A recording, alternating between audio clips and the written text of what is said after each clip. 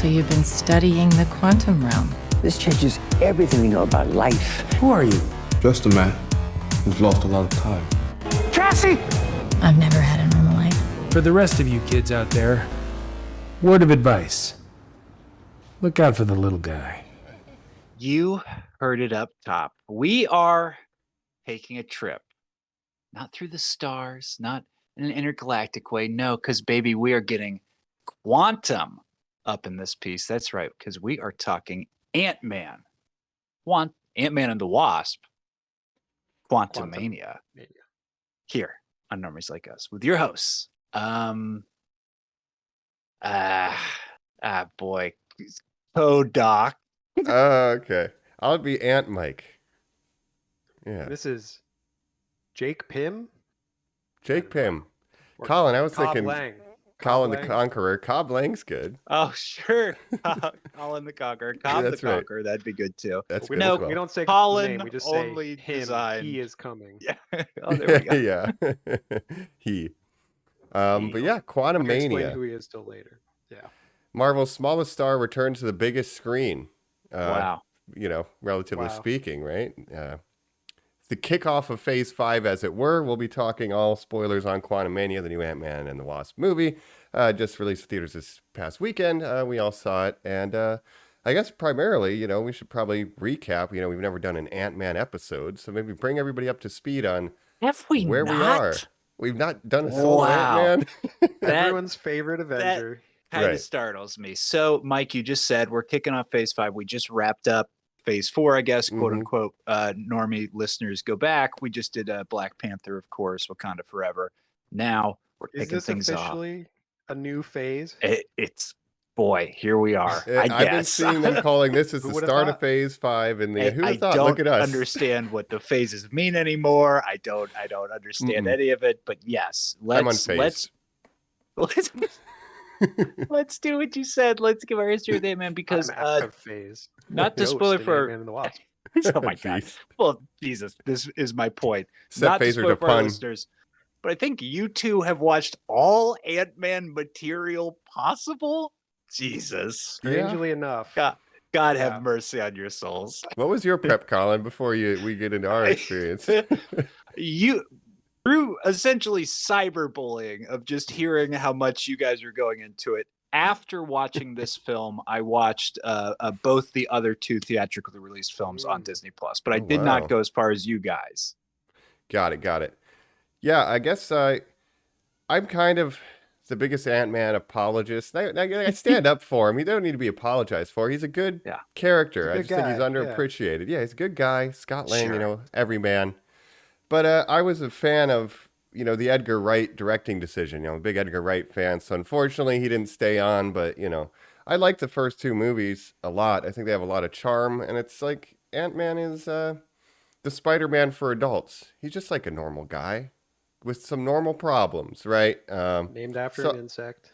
Yeah, and an insect, and I like Or an he's arachnid. the everyman. He's not a billionaire. He's not the Hulk. He's not a super soldier. He's just a guy who can thieve and has a shrinking suit, right? It's kind of Yeah.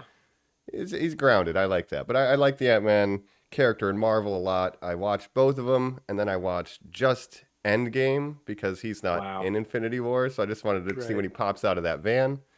And I have a Yes. thesis by the end of this whole episode. I'll get it in the wrap up that I think Ant-Man is the most important Avenger if we're strictly looking at how the movies have played Wow. out. So Amazing. yeah, He is very important to Endgame, like you said. Like he kicks off the entire reason that they're able to go back in time and everything. no time travel Um, without him.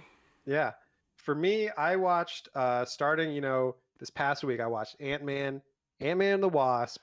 And then after that, I was like, well, I got to watch Endgame like you did. But then I started watching Endgame. I was like, wait a minute.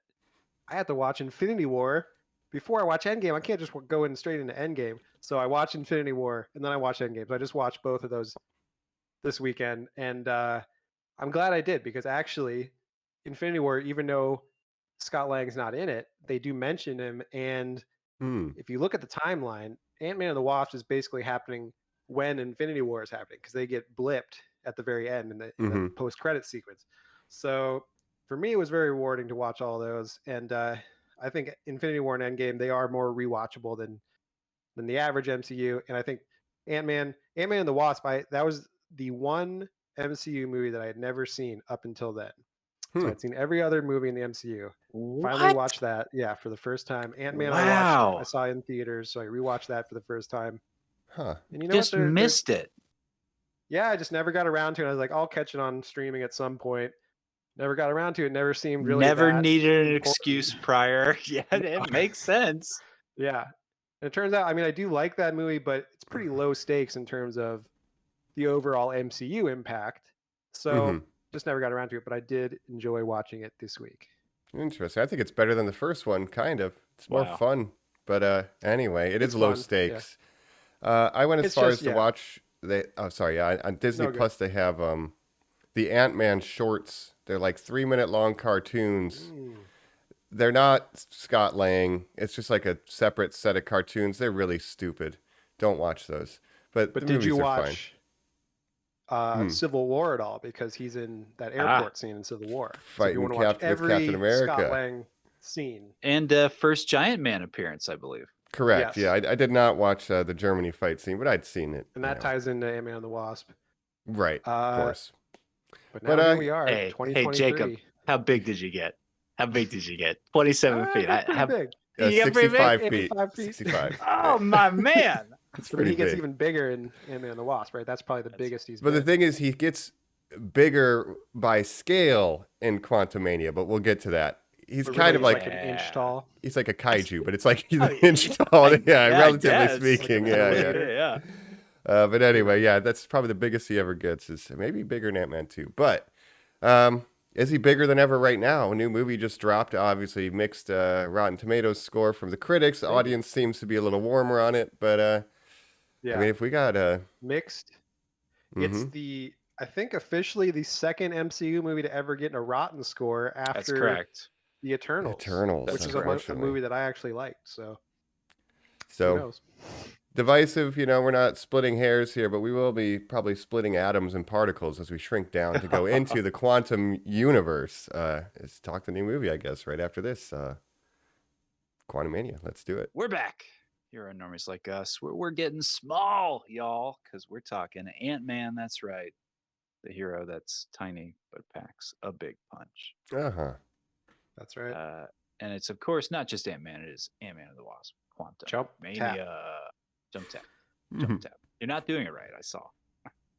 You're like this big. But yeah, Quantumania, the biggest Ant guy, theatrical release. It is the largest in scale of his films. We'll talk about plot points, spoilers, all that. But I want to ask you guys, theater going experience. How was it for you guys? My theater was interesting, but I want to go second. Just visually, Jake and I went together. I gotta say, I always love when we can. We'll do 3D. We like to do the Sunday afternoon right before we record the pod. Little 3D matinee, so you get the matinee ticket price. So it's like $15 or whatever for a 3D movie. That's pretty good, I guess. It's the best. That is a good deal. But I think we kind of agreed we didn't like the 3D very much. No. We didn't think it was very good. Didn't really stand out. Pretty much just through the transitioning scene, but immediately gone. But other than that, not too crazy, Mike. What shenanigans went down at your viewing? Well, I'm just saying, was it crowded? Did you have a full house? It's the afternoon, so full. Yeah, it was like 2:40 p.m. So... I'll say 50%, maybe 50% full audience. Okay. Yeah, so I went to my local Koreatown theater, watched the Screen X Korean subs version. It was Sunday evening, Sunday at 7 p.m. That's like pretty decent holiday weekend movie going time, you'd think. Sure. There was, this is the largest screen at this theater, and there were less than 20 people at this screening. Really? Which, I don't know, might have something to do with performance. I don't know what the box office is on this, but it seemed like either everybody was so excited they went Friday and Saturday that no one needed to go Sunday. I just don't think, I'm not sure Ant-Man has the popularity of a Is he a big Spider-Man draw? or a Captain America. I was telling Jacob, I went out for drinks with some work friends on the night, 2 nights before we went and saw the film. And I was telling them that I was going to see the movie. And the wife of the person I was with said, wow, and Paul Rudd's playing a superhero for the first time. That's so cool. I was like, no, this is actually like his 6th movie as Ant-Man, basically. Yeah, maybe some Yeah. what if stuff if I forgot if he did a voice here and there. Oh, But yeah, sure, he's done a maybe, lot of yeah. stuff. Yeah. Yeah. With the Avengers Endgame and everything. Yeah. So Yeah. people just don't He's a seem to big part of care. Endgame. I guess It's in the comics interesting. too, to be fair, we've done some research on Ant-Man in the comic books and stuff. The Hank Pym of the comics is kind of a piece of shit. He's like an alcoholic. He's a spousal abuser to Janet. He has a lot of problems, attempts suicide. He's got some mental deficiencies and behavioral problems. So now we have kindly Hank Pym, Michael Douglas. And I think it's smart to just give us Scott Lang as like, here's a second Ant-Man. We'll just skip all the baggage. We'll retcon the character for the MCU. But, we're kind of introduced to the character with a second version of Ant-Man, which is Yes. interesting. But Michael Scott Lang Douglas. is from the comics too, right? Or Scott Lang does take over the character in the comic books. He's the second Ant-Man, as it were, a thief who exactly kind of the plot of the first film gets wrapped up in an espionage mission with the Mhm. original Hank Pym, who I just wanted to say real quick, Michael Douglas, who we have as a society transformed from a person who literally embodied sleaze and dirt and grossness and sex in the 80s, literally was the genre, like sex thriller was Michael Douglas. Right. Now post throat cancer has just become like kindly old man. kindly sweet gentle grandfather Michael Douglas. It's so Yeah. fascinating to see. And I like, it wouldn't hurt a fly, Mike. because they're related well. to ants. We did punch that guy once. Right. The old Shield guy. That's Right. No, but I This do man. I like the cast of characters in the Ant-Man universe before we get into the plot. Like, I like Hank. I like Hope. I like Scott Lang. I like, the father angle because, Hank wasn't really a great dad. He was just more kind of absentee, and Hope feels like she doesn't, even she's like pushed him out of the company as one of the votes. So he's got a strained relationship with his daughter. Scott's trying to build his relationship with his daughter because he was in jail, So they're both trying to kind of reconcile with the mistakes of their past. I like that arc. The second movie's kind of more building on the family dynamics. They get Janet back. Right. I like the family angle, not the Fast and the Furious it, but it's like the one thing that Ant-Man has that none of the other characters really do. That's You very know. true. Yeah. I was thinking that too, because like Scott Lang's relationship with his daughter really defines his arc in the movies more so than most. Like now they're giving all the Avengers kids, like Thor's got a kid now. Yeah. Hulk's Iron Man got has a kid in Endgame, Iron Man has a kid in Endgame. So they're all getting kids, but his thing is like he's been a dad and he's like missed a lot of time with his daughter because he's been in jail and then he was in the quantum realm for 5 years. and Yep. So it's 10 years him of a trying- 17-year-old daughter's life or whatever, Goddamn presumably. right. He's He been He was on missing. house arrest. Yeah. But so, to Jacob's point on a visibility or, like just wholesome scale, the fact that he has Trudy Greer as his ex-wife, like as a character in these movies, for the hero of this film Not to this be movie, a though. single dad, not Yeah. this movie, Right. a single dad who has an ex-wife and a nice stepdad who's not going to be like the evil stepmom villain of the film. No, we're not doing any of that. Well, It's a his arc, positive too. representation of Yeah. what weird new family Mhm. dynamics are. And the stepdad, Bobby Cannavale, he's like this cop that like is sort of an antagonist in the first movie to Scott But Lang, on but the then over straight time and narrow. they like each other in Ant-Man Yeah. and the Wasp. So yeah, it's Yeah. like a new modern family. Yeah. Yeah, and even the Hope Van Dyne, now he's got Hope's his like- new girlfriend, kind of Yeah. raising Cassie too, and you And love as to we see see it. in this movie, Yeah, she's it calling continues. Hank Pym, Grandpa Hank, and We're getting stepmom, we're getting Grandpa Hank, we're getting a Cassie Lang who Yeah. is incredibly familiar with everyone, I guess, even for the fact that they were all blipped together. She was alone. It's not like she was spending Yeah. time with Hank Pym while Hope, everyone was away. Janet and Hank were all blipped. And Scott was Scott stuck was in the stuck. quantum realm. Yeah. Snap. We don't even know if Judy Greer, maybe she was blipped too. We don't know. Yeah. Presumably not, because that would be too sad for Cassie to just be alone for Jesus, 5 just- straight If that years. scene in Endgame, the opening scene, is Paul Rudd finding her living in that abandoned house alone, The Last of Us Yeah. style, I will Oh, man. lose my Just her and shit. Anton just While living. we're just talking characters before we go Yeah, to the yeah. big movie. Opinions. Yeah, Mike, you love Yeah. this guy. Yeah. Paul Rudd. What do we think actor-wise as Scott Lang? Perfect. Great. That's why I think I like the Doesn't character age. because yeah. Yeah. The meme is true. Paul Rudd does not age. Well, he's in the Yep. quantum realm. He's in a Right. time was like vortex. You 5 can't hours. age in those. Years was Mhm. 5 hours to him, so makes Yeah, sense. a 10-year career in Marvel is, 5 hours to him. Yeah, Ant-Man came out in 2015 Oh, or don't say things like that 2014, to me. something like That's, that. That's I think 15, illegal years for you ago. to bring that up. How dare Yeah. you? That was a It's blip wild. ago, a blip and a half ago. But No. but here's he wasn't a very popular comic book character anyway. Like they did start the Avengers, and I have a theory about that later too. Like him and Janet were kind of started the original Avengers team, and Janet even comes up with the name in the comics, right? So they're part of the original Avengers with Iron Man, Hulk, and Thor. Not doing that here, obviously, but maybe the new Avengers, we need a new dad mom combo. Well, in the MCU, they make Hank Pym elder, like John Slattery, Tony Stark's dad Yes. era, where they're like the old Shield in the 70s. Howard Yep. Stark. Howard Stark, that's right. So it's Yeah. kind of cool how they tie him into that. Yeah, now he's just kind of chilling, not dealing with the Starks. He's just doing his own thing, and that's why there's less involvement with like the Endgame, Infinity War stakes of kind of this character initially. You know what one of my favorite scenes of all time is? The Endgame scene where you see his original helmet and you get young Michael Douglas going like, I love ants! Or whatever it is. He's like running Yeah. around like all Yeah. crazy.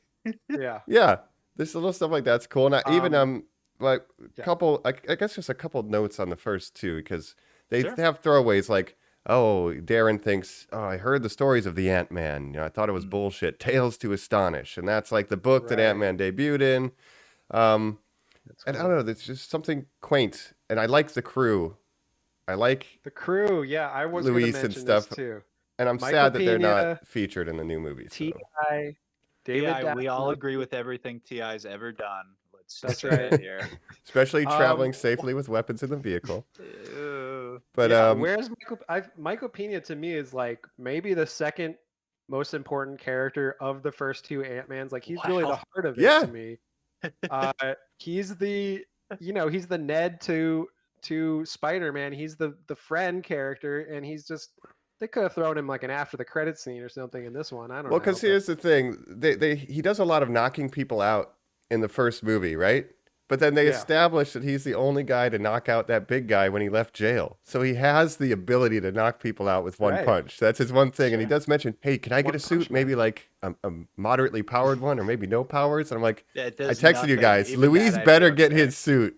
And Yeah. I'm sad That's about what I'm that. saying. So Throw him in an minor after the spoiler. credit scene. Like you could have had him telling a story, drunk history style, where there are people About how they you went know- to the Quantumania. Yeah. Yeah. This guy but- King the Conqueror, right? He said, yeah, whatever. Yeah. This So the movie, crew very is different. missed. No Yeah. T.I. David Dasmalkian actually does voice a character in this movie, but it's a different character. So I don't know if you Yeah. knew that. So I guess But- that's our Ant summary of the Ant family, the characters, what adventures they've been on. They dealt with ghosts and stuff. And now it's post Endgame. They saved And the other day. thing, Yeah. about the first movie, Corey Stoll, the villain in the Hmm. first movie. Maybe he'll pop up again in this one, right? Interesting. Darren That's right. Cross, What the an Yellow idea. Jacket. What a That's thought. right. So a lot of things that are set up in the first movie or first two movies are paid off here, like similar to that. But Yeah. it is a very different movie. The stakes are different because it's the most Avengers-like adventure that Ant-Man has been on by himself. So very different Instead, kind of yeah, thing. the first two movies, they're kind of like low key. The first one's like a heist movie where they're just doing a heist. hmm Very low key, like I said. And the but a lot second of one's fun, like very two people charming. trying to heist them. Yeah, They're trying to prevent being heisted by two different they're parties, trying to- basically. And they got a portable laboratory. rough. They're trying to not get stolen. This And I one, love that they're lab just on jumping. wheels. Yeah, they're just jumping Very right into the funny. quantum realm, going on a whole adventure, and it's very different than the first two. But I'm excited to talk about it. Yeah, let's rip and roll it. Yeah, we get by the 15-minute mark, we're in the quantum realm. The crew, unfortunately, not a part of this movie, but yeah, let's go. Quantumania. Let's do it. Well, we yes, we get a different crew. We get We a get- little bit more of our extended family, as we talked about. So we've got Michelle Pfeiffer as the original Wasp. We've got a different Wasp, of course, Evangeline Lilly, and now we have Older purple Wasp. Cassie Lang? Purple. ant person? Yeah, what What is- are we calling? What do we call Ant Yeah. Girl? Just Ant Girl for now. Ant Girl. Catherine Newton, newly introduced in this film, now playing Cassie Lang as Ant Girl. That's right. The third actress to play Cassie Lang. Because Correct. in the first two movies, she was a Love young to see it. child. Then she had a brief scene in Endgame where she was an older As teen. Emma Furman. Yes, Mhm. and now she is, I guess, in her early 20s, or maybe, I guess, do they say she's like 18 or something? I think the actress is in her early 20s. I don't know the exact age of the character, but Sure. she's 5 or 6, and then he's disappeared for 10 years. She's But late we have a teens. nice parallel where I her would first love scene. Yeah. Just one character, real quick, Jacob, out loud saying, "By the way, it's this year in the MCU. It's 20 It's 2026. And I'd be like, "Oh, okay, dude. 2026 was like when Well, the blip Endgame- was happening. Yeah, it's been Yeah. like 10 years since I guess I that. don't know dog. what year the blip happened in, and the 5-year time jump. Who knows? But I don't have the timeline memorized. Plus, She time was- is really a cage. It's not what you Well, think we'll it is. find out. Yeah. she was a young child in the first Ant-Man, now 18, something like that. But I think it's a She nice said she was parallel 6 to in the first Ant-Man, so 6. whatever. Okay, so Oh my 12 God. years, something like that. Yeah. It's a nice parallel to how we meet Scott Lang in the first Ant-Man, where her first scene is her calling from jail, him having to get her out of jail because she's doing some political activism or something. Yeah. And he's like, chip off the old block, but he doesn't like it, but He's pissed. Right. it's good stuff. And he's kind of sitting on his laurels having saved the world. So he's writing a Yes. book and he's chilling. And then Hope is now very successful taking over the family business, which I like.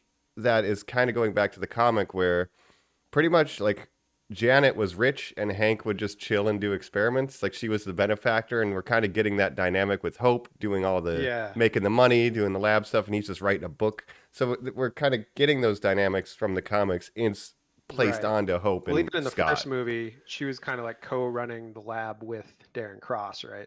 Yeah. But yeah, she's like CEO, I guess, of Pim Van Dyne Industries or whatever. Mm-hmm. But they're one big happy family. But we find out Cassie's been doing some experiments with the quantum realm. That Janet, who doesn't want to talk about the quantum And doesn't realm have at all, powers anymore. Right? She doesn't have Quantum she doesn't have healing. the ability to He's no zest longer Scott's body. being of the quantum realm, but of course we know in the last film spent 20 years down there, is incredibly years, I familiar with it, 30 Mhm. years, and just has not passed on any knowledge or information about it. Anytime they bring it up, she's like, I don't want to talk about it. Bad memories and everything. But then Hold she on, gets Jacob, they didn't have because- pizza down in the quantum realm? Yeah. No, Yeah. they just had tardigrades and shit, I guess. And if I could pause, I Yeah. want to bring up it creates an inconsistency in my mind. And again, the time travel, everything about this is going to be confusing for every MCU movie going forward. Oh, yeah. But if Scott Lang spent 5 hours, that was 5 years. How could Janet spend 30 years down there? What does that Look, mean? time Time's doesn't work different. The same way down there. Don't worry. You're about it. right. You're right. Don't think There, about it. but Yeah. there are lines to support this where in the post-credit scene of Ant-Man and the Wasp, he says on radio to Scott as he's in the quantum realm, don't get caught in a time vortex. You're like, okay, who has any Oh, idea what yeah. that means? And Right. then in this film, we know, we'll talk about, certain Yeah. beings are separated from our group and Oh, seem to yeah. experience millennia at a time. That's I would true. imagine they went through Right. a time storm. Now, if Scott had gone through the one where he lived 1,000 years in one day, wouldn't he have just gone insane? Uh-huh. Yeah. Well, if you remember in Endgame, when they're doing the time travel experiments, he comes back as like a baby, and then Yes. he comes back as an old man. So Yep. he's aging weirdly in Endgame. And that's just That's through true. traveling through the quantum realm. They are able to time travel. Guys, explain to me how that works. Okay, again. So in Endgame, they say they're going to enter the quantum realm at one point and leave it at a different point in time, so you can leave it in the past. Because it's kind of this And weird they have to- nexus where time means Yeah. nothing. Well, yeah. Janet should have done that. Yeah. She should have, but pretty much you had to throw out everything about. She the had an quantum offer realm on the from table, to first be two fair. Movies. And Because from Endgame. And Yeah. from Endgame. Because even when they go to the quantum realm, and it's just like her floating around with some tardigrades and some random Yeah. debris. Right. It's obviously much different in this one, and we find out there's like a whole civilization down there and like all kinds of a whole society going on down there that Multiple she never societies. talked about. Now, And- Yeah. we're kind of getting there. I just want to say for comic book fans, I think this is a really interesting point. So, in the Marvel universe, there was this thing called the microverse. There's no such thing as the quantum realm in the comic books. They say, Okay. I'm going to the microverse. And they say that because Hasbro and them made a handshake agreement to create this thing that bonds the Marvel comics in a new property they were inventing called the Micronauts, who are like Okay. astronauts for micro, the microverse, Mhm. which was a cast of characters that would go down through the microverse and exist in this tiny society, not a quantum society, but like microscopic, blah blah blah blah. Now Mhm. they were led by somebody named Gentara, if that sounds familiar. But again, maybe we'll talk about all this. Well, Wild. Colin, to quote Ant-Man and the Wasp, do you guys just put quantum on the beginning of everything? But Jacob, something that Marvel now has to do in order to just not pay Hasbro money. They go, no, this has nothing to do with all that stuff, even though we're using all those characters and it's conceptually a very small world where things live. Right. Yeah, and there's a conqueror and Quantum. a It's different. It's not revolution. micro. This It's isn't the quantum. same. Yeah. It's legally distinct. Yeah. But I'm glad they're going to this because I was wondering, how did Janet survive down there? What was she like eating? I Right. wondered that when I saw Ant-Man and the Wasp. Like, how did she live down there for Do 30 you just years? not have to eat? Yeah, like I was Yeah. curious same way. That's what I thought it was. She, like, Everyone hunting keeps tardigrades saying and- this thing about existing out of space and time, that it just seems like you are frozen down there. But no, we 'Cause she learned aged, it's yeah. not that at all. Yeah, of So, course. It's all confusing. But we do get the quantum verse going on. We get So- pulled down in there, right? Because Yeah, well, Cassie's sending experimenting. a signal to there. So this is what's annoying about Janet, and I'll get into Janet a little bit, but she doesn't want to talk about the quantum realm, but then she gets like angry that Cassie didn't ask her about it and talk to Hank about it and was like That's working right. with Hank on the experience. She's like, you didn't ask me, I was in the quantum realm. It's like, well, you never want to talk about it. And then she's like, We've "Wait, asked you're you sending a 700 signal times." down there. Yeah, You invented the Hubble telescope, but quantum is what Yeah. a character says at one Mhm. point. it's what an 18-year-old, presumably high school senior or college freshman, invented this quantum technology. Yeah, Well, if Uncle Hank's Um, helping you, he can say, "Oh, you invented that. I didn't Yeah, help that yeah. much." right. Grandpa Hank, what if we mapped it? Yeah, what do you think I've been trying to do my whole life, you fucking moron? Yeah, But yeah. Okay. Yeah. But so now they he's got all all that free time. eventually- He's retired. they get sucked down in the quantum realm through this. Somehow the signal reverses or inverts and sucks them all into the quantum realm. Someone heard the Uh, signal that shouldn't have, a nefarious yes. agent, and uses it against them and pulls them through the quantum realm along with some lab supplies and a big ass Yes. ant farm. But they Some all get ants. sucked in, Some ants doing ant technology. and Yeah. then they get kind of split up. Then the group gets split. Ant We kind of end up science. right. We get Scott and Cassie are separated from Janet Hope and and Hank Hank and and Hope. They're a Janet. separate And crew. here's what I was happy about. Father-daughter adventure. Very cool. Good for Ant-Man and his daughter. Parents and daughter. Yeah. Parents and daughter, because the Wasp, after all this time of not having her mother in her life for 2 films, it's like, yes, please don't split them up for this movie. So thank God Yes. they were put together. Mhm. And it's interesting because Janet is a big part of this movie. And obviously Michelle Pfeiffer, she's not really seen in I don't even think they cast her in Ant-Man 1. You Mm-mm. see the Wasp with her suit on and stuff, but it could have been any actress or yeah. whatever. Correct. Then she's in like the very end of Ant-Man and the Wasp, basically, when she comes out of the quantum realm. Now she's like a main character in this movie, and she's like their guide to the quantum realm because she knows all its secrets, even though she's refusing to talk about them for a lot of the movie, which is another thing that kind of annoyed me because she's just like, listen, I can't explain right now. I'll explain later. It's like, why don't you explain now? You know? And Yeah. then we are surrounded with endless cliche adventure movie scenes of like, I'll deal with this. Hold on. Rough, slash, ha ha ha. It was all a joke. Oh, the situation wasn't dangerous at all. Oh my God. He said meeting all of our old 5,000 buddies. Movies. Yeah, We should right. essentially say there's a whole Star Wars going on down here in the quantum realm. We A got whole Star Wars. we got You're Tusken right. Raiders, we got cantinas, we got weird Empires, we got rebellions. Yeah. Yeah, we got It's not just Lando's. us saying this. The reviews are saying this. All the other fans are saying this. Quick shout out, because I do want to do like a Star Wars corner here, but we all recently, Mhm. not even recently, we've all now officially done episodes of the Cargo Bay podcast, our sort of Star Wars sister podcast.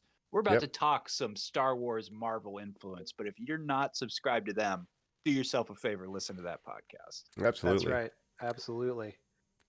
Which maybe we can talk Quantumania on that show sometime. 'cause, yeah. guys, we're getting cantina scenes. We're getting Right. flying vehicles that are like shooting things and doing like crazy things you've never seen before. You're getting literal like Chewbacca blowing up in the ship, going away. No, he's not. He's actually okay over there. Scenes. We get a It's villain like, redemption Yes. arc. Yes, we get a Darth Vader. I mean, Yeah, we get a Darth Vader. I More don't know machine what than to tell man. you. Yeah. Yes. If you could just tell Darth Vader, look, it's never too late to stop being a dick. You could have solved a lot of problems. Really? Two very good points that Cassie makes in this movie. One that you just said, Yeah. never too late to stop being a dick. We'll get there. But the first very important one she makes is just because it's not happening to you doesn't mean it's not happening. And I think Yes. that's Yeah. one of the best things in this movie is that one line. 100%. You know? And I'll tell you, I think one of the big themes of this movie. Yes. Let me just rant for a second here about Yeah. Let's do. sort of the political themes of it. So we have, Scott Lang, Paul Rudd is Gen X, right? He belongs to this generation called Gen X. Before them was the boomers. They were basically our parents. We're millennials. You guys all know this. Yeah. Gen Z is generally the children of Gen X, right? So Gen X, they were kind of in their 20s and 30s in the 80s and 90s. Now they're getting older. And then you have Gen Z, their kids who are a lot more sort of politically active, more politically opinionated or minded, and saying like, hey, things in this world like suck and we could like fix them. Gen X is kind of, to me, I mentioned this on last week's about talking about The Last of Us, the Gen X kind of politics of it all, but Yeah. they're kind of the generation of apathy, right? They kind of grew up in the 80s and 90s like, oh, the coolest thing is to like not care at all about anything, right? Kind of that post-ironic sensibility.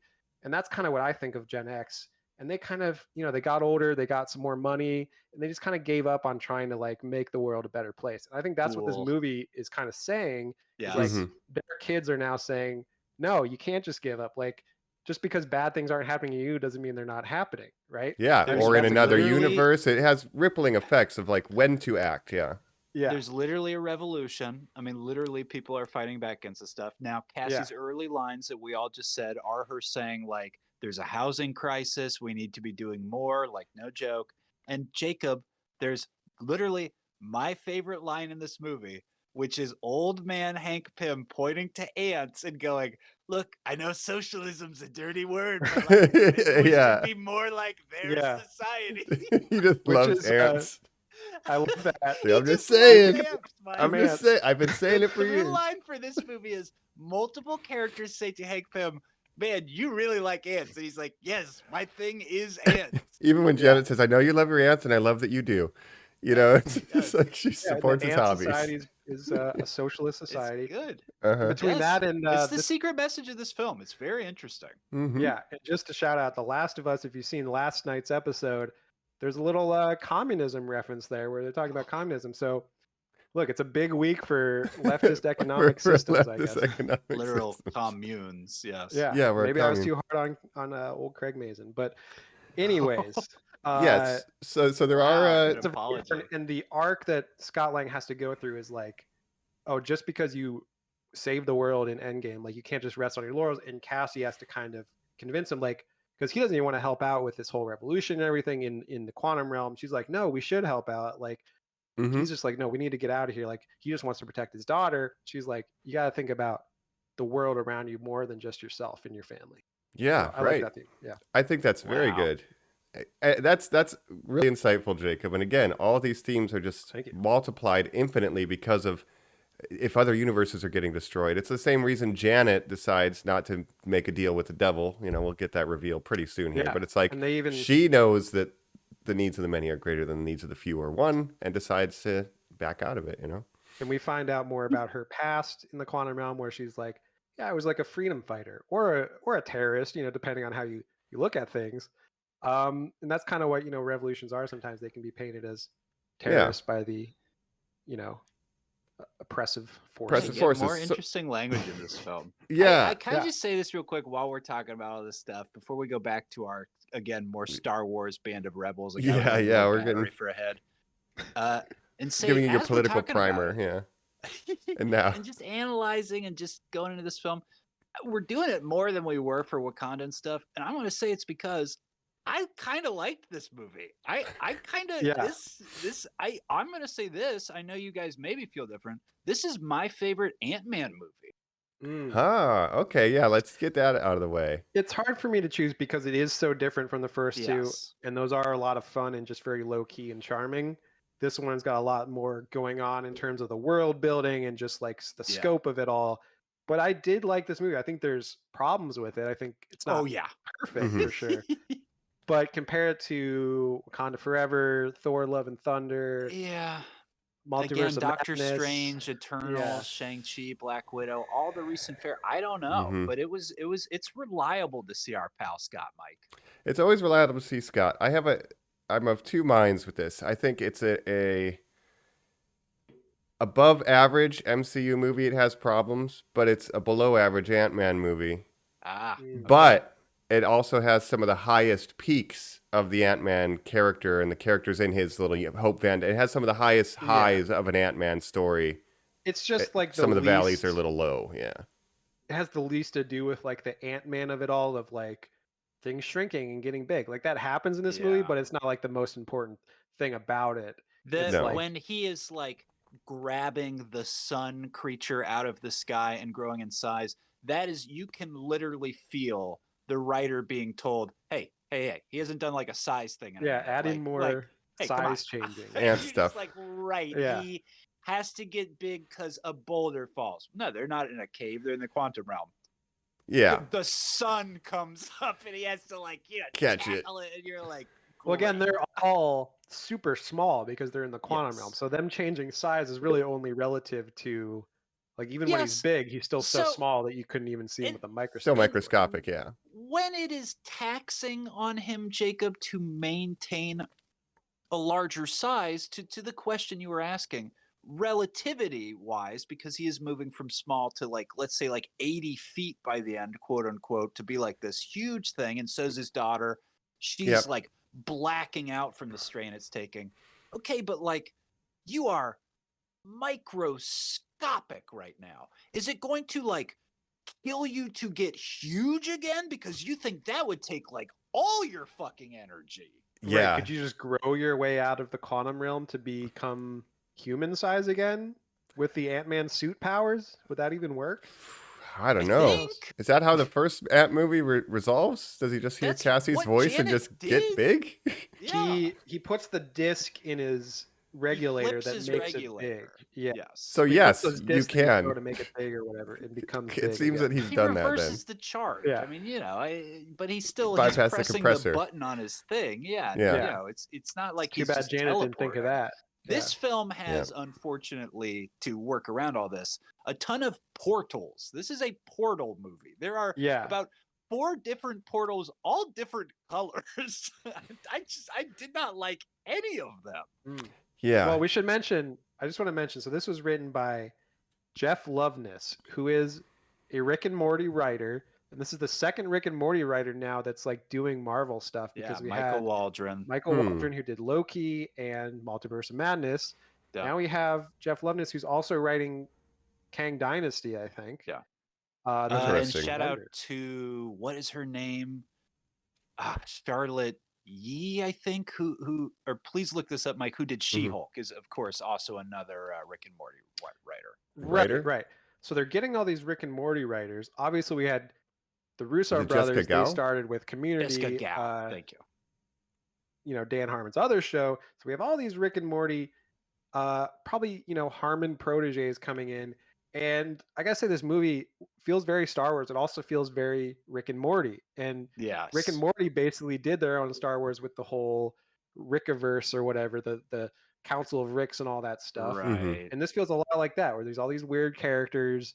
There's all this world building, but it doesn't make that much sense if you think about it. It's just kind of like, instead of aliens, because they're not in outer space, they're in the quantum realm. They're just like different. I don't even know what they are, like microscopic organisms. There's also But humans. some of them look like humans. Yeah. Some but- look like broccoli. Yeah, which is a very Rick and Some Morty have- thing. Yeah, some are made of goo and don't have holes. Yeah. Yeah. Maybe we should just rip the Band-Aid here, because I think we need to set up. Obviously, we're talking about the Star Wars, right? What is the Empire, right?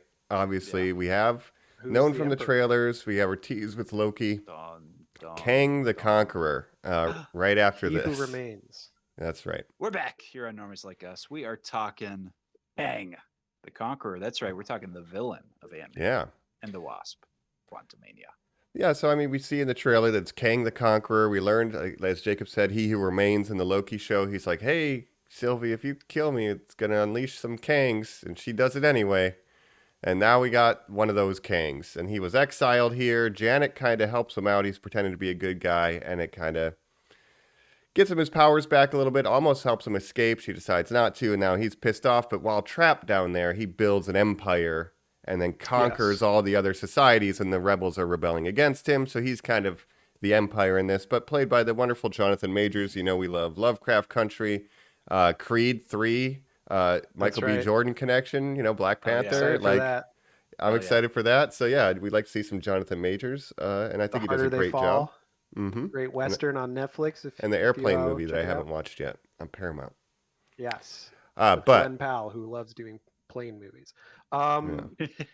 Yeah. but our second Kang so far, yeah. So Oh, sure. I'm Yeah.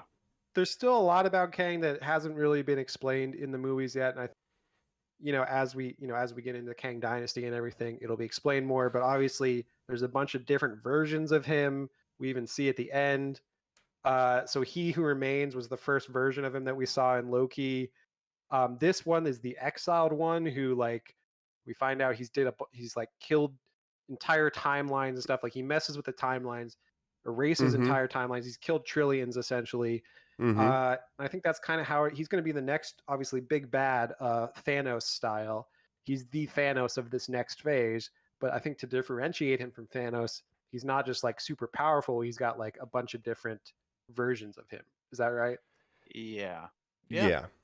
There's many multiverses obviously out there. Each of them generally has a Kang, and more times than not, he generally has a appetite for conquering things. But at one point, all the other Kangs are like, this guy's a little too about it, and he's starting to conquer us. So they exiled him because he was a Yes. little Yeah. too conquery for their And good. maybe the only thing I should have watched other than these Ant-Man movies was rewatch Loki for those Oh. He Who Remains scenes to remember what God, happened. jeez. I guess. Uh, Yeah, you guys really blew it by not doing that. They're great scenes though, because I saw some of them and like, yeah, Jonathan Majors, man, the way he plays this Yeah. Kang versus He Who Remains, it's night and day, and he just it's gonna be fun to see him as 100,000 different versions of this character in TV Yeah. movies. Like, you know, we're gonna get a post-credit It'll scene. be There's interesting to see a bunch how of it them. turns out. And I mean, it's cool that instead of being like a green screen purple guy, he can just like put on a bunch of different like hats and like a few different personalities. Like, That's That'll right. be little, fun. little pharaoh costume. Really lean into Yeah. the improv. Yes, and this, Yeah. will you, Jonathan? Yeah. And regardless of what you think performance wise, for me this one is a little too Shakespearean. He very much said he was inspired by Iago from Othello, and it's like, oh, you're doing Oh, sure, Shakespeare in yeah. this? I roll. It's like, Okay. geez, Yeah. enunciation wise, you could tell. But the fun thing about the character is you can feel him being like, okay, for this one, I was like this. The next one, completely different. The next one, completely different. You just get Yep. the idea that he's going to do 1,000 unique performances. I do like Mhm. that, and I think this one wasn't my favorite version because I liked his performance. I think he's charismatic. He is doing he's monologuing a lot. He's kind of soft He's spoken. enunciating. Have I killed you before? But I thought want his you to remember you could have left. Yes. I just thought his Gone home. motivations were a little bit not that interesting, I guess. Like, he's just like a very generic kind of evil guy who wants to be evil, and like Ant-Man is stopping him, so he's like wants to kill Ant-Man because of that. And he obviously wants to get out of the quantum realm and like become a conqueror in our realm. Right. Very relatable. Yeah, but sure. well, I mean, here's the Thanos thing. wanting to save, half the universe. That means Yeah. nothing to me. This guy, Yeah. It makes sense. King wants the to Conqueror, conquer. what's he into? Oh, He wants conquering. to conquer. But you know, that's the thing. He's the authoritarian dictator, you know, guy, and that's like the empire. And then we have the revolutionary socialism, you know, that kind of vibe. But That's right. you know, when Janet has a chance to go home, she helps him fix his ship, and then realizes, oh man, this guy's a bad guy. And then Yes. again, just because it's not happening to you doesn't mean it's not happening. He says, "I'll leave your planet alone. Just we're getting out of here. Your planet You're will be right. fine." And Yeah, she because sacrifices what everything. her life could be to keep him in there. Yes, and she save all could the have other gone back universes. to the moment of not losing time. Yeah. And Yeah. the tragic thing is, and it's so appealing, it's interesting that the trailer really made it seem like Scott was going to make a deal with or work with Kang. Yes. And that the film didn't go with that It's been because mentioned Mhm. online. I It was can't sort of a stand it. misdirect in the trailer. Yeah. But Scott is this tragic figure in the MCU who like lost time because he was in jail. Okay. Gets out. He's asked to do something. Okay, Cap, I will fight with you. Goes to jail again. He's one of the only few characters who pays a repercussion. Cap Yeah. doesn't. Where's the house arrest. government above? Breaking the Sokovia Every- Accords and shit. Yeah, Every we're one fine. of these movies Goes should on the have run. Yeah. Chris Evans on the phone being like, Scott, I am so fucking sorry. Gets Yeah. on house arrest for that. 2 Yeah. years of house arrest, 3 years probation. Okay. Does one more good thing, helps out his old friends, gets gone for 5 years, comes Yeah. back, puts it all onto the line of instead of making the deal with Tony Stark of like, we have to reset everything so I get time back, Tony literally puts in the clause of, you can't do that because I deserve to have the time with my daughter. And Scott is like, okay, that's crazy. Yeah. Yeah. Well, they just want to. His they whole wanna life bring is everyone crazy. back, but nothing about the 5 years at the blip changes. But yeah, Um, Tony has to wrestle like, this is my second chance. But then it's like, well, what Yeah. about everybody else? Scott's on like his 5th chance, and he's deserved all of them. He woke Yeah, up to Scott's half the life world has being been- gone, like a cold Yes. wake up. A Like, series of like bad luck for him. Yes. and he Like, stays chipper. yeah. And he What a does, guy. and he's For that. very likable. And I would have really liked the movie the trailers pitched, Jacob, opposed to what we got a little more. Yes. So the trailer Yeah. makes it seem like Kang is offering basically to time travel him back to when Cassie was young, so he can actually Like have a a real childhood with baby. her. I can Yeah. give you time. Yes. Yes. So that's how the way they cut the trailer. What really happens in the movie is less interesting, where he just like kidnaps Cassie. I've and is got like, your daughter. Well, that's not Yeah. nice. Well, I have her. Once Yeah. we learn All right, the we'll secrets give her from back. Janet, yeah, it's explicitly just get the thing to fix my ship so I can leave. And that's all she was like. That's the whole plot. Scott, go get Yes. the thing so I can Now, leave. that said, Yeah. fucking sequence in this film. Mike, is this what you were alluding to before about the highest of the highs in the franchise? Because to me, without a doubt, my favorite film in an Ant-Man film, maybe a top 5 moment in Marvel now, is the quantum Probability reality storm? battery probability storm. It's a probability Ant-Man storm. ant sequence. It's Yeah. amazing. With the Yeah. Wasp coming in, I think that was pretty wild. And it's got like, the one guy in the Baskin Robbins uniform. Like, yep, why am I here? so many Paul Yeah. Rudds. But I do like the one in every universe, helping Cassie is the only thing Ant-Man in any probability. So hearing that it's for Cassie, they all work together, do the ant thing. Yeah. Yeah, That's what I'm saying. Like pretty neat. his relationship with his daughter is like the most important thing of this trilogy, I guess. Like Yes. that kind of defines his arc. He's a dad. Mhm. Yeah.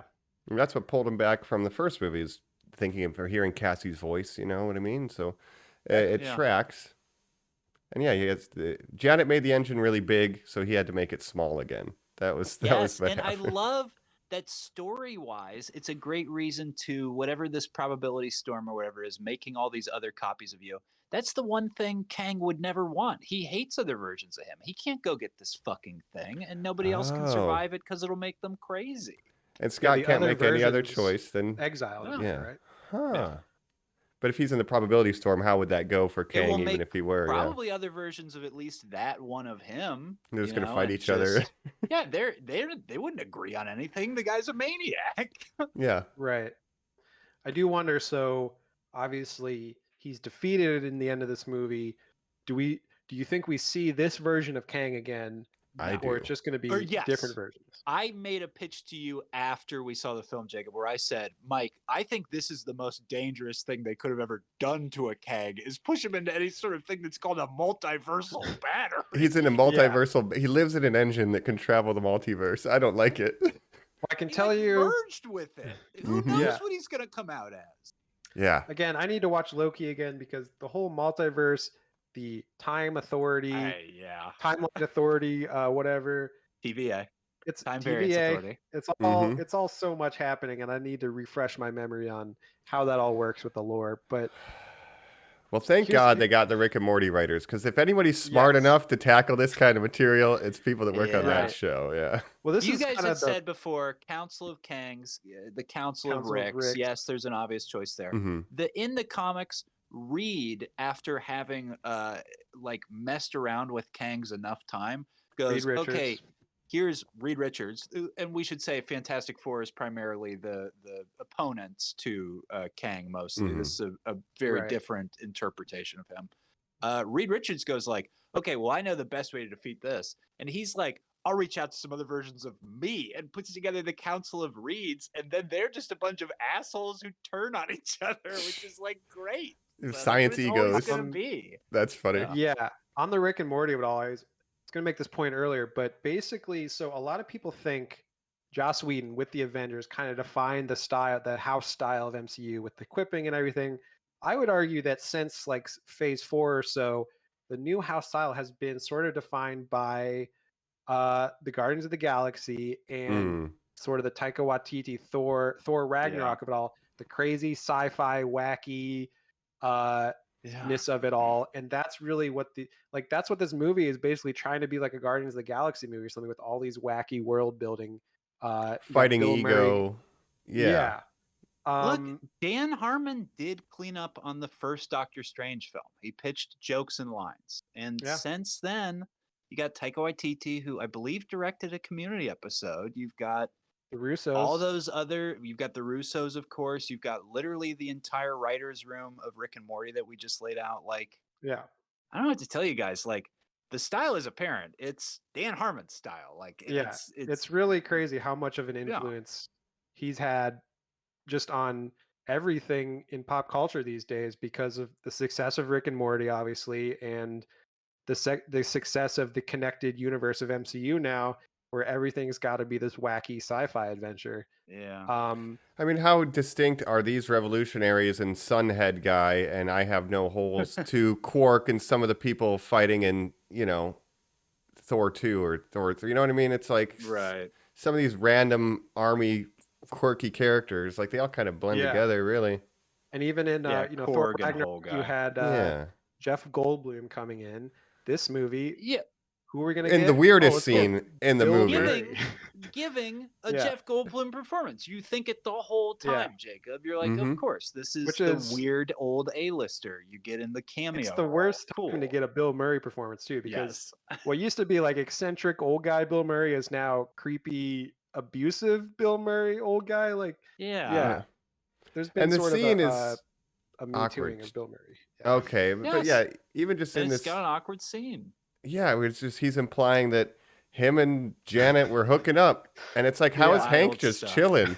Old Hank would How- have beat the how- shit out of that guy. Like How comic wild. book Hank would have Henry, fucked that guy up. We got up to some wild stuff. And then Hank's just like, yeah, I went on a couple dates too. It's like, how are you okay with this? Yeah. This Punch him. sucks. No, I was would you- alone. I had needs. She definitely fucked Kang too. Yeah, It's if like, you had Janet needs, got you around. go for I Jonathan really- Majors. They're the You only don't two fuck people Bill in the Murray. quantum realm at one point. Yeah, God. probably. At what point? I don't Yeah. Well, when understand she it. first discovers him, it seems like that. I don't know where this whole civilization She's like, came oh, I should from. have walked past this rock. There's like a whole city. Right. Yeah. But So- would you even be surprised to learn if Bill Murray like shot that scene completely separate from all the actors and was just green screened into that If scene? you told me they dubbed in the stuff where he says like Antman and like Kang the Conqueror and like the real like Marvel words of it all, I'd be like, Yeah. absolutely. He did not say Yeah. those lines. We have AI speech generation now. We're Yes. fine. But, Right. "Hi, Hank, I've heard about you and your ants. Yeah. But And your ants. What are ants? Human. We have That's the them down word he here? used. yeah. yeah, they ask anyway. him, "Wait, aren't you a human too?" And he says, Well, technically, but also no, or something like that. In all the It's ways What does that that mean? matter. I'm like, okay, yeah, fully functional and Who programmed knows? in a variety of techniques. yeah. Means him and Janet fucked a bunch. And then he Landos them out. He sells them out, and Yeah, then he's the Lando. Yeah. that's it. If yeah. you told me him, Benicio del Toro, and Jeff Goldblum were all brothers, I would be like, I believe it. Okay. I yeah. believe it. They're Sure. three The weirdos collector. who exist on different planes of reality. Yes. Yeah. That makes sense. What is Jeff Goldblum's one's named? I cannot remember. He was, I don't know, he was like the king of a planet. Yeah, he's Grandmaster. the head of the arena. Yeah, But the again, that's just to Grandmaster. say, Ryloth. like, this movie, it's not space, but it's the quantum realm. But in all ways that really matter, Doesn't it's matter. essentially just another Guardians Doesn't matter. Galaxy. Yes, Yeah. it is. It is Guardians There's of the Galaxy, spaceships. essentially. but with Ant-Man characters. And you got to put your arms in goo, you know. I mean, what's the difference between a broccoli guy and a tree guy? Right.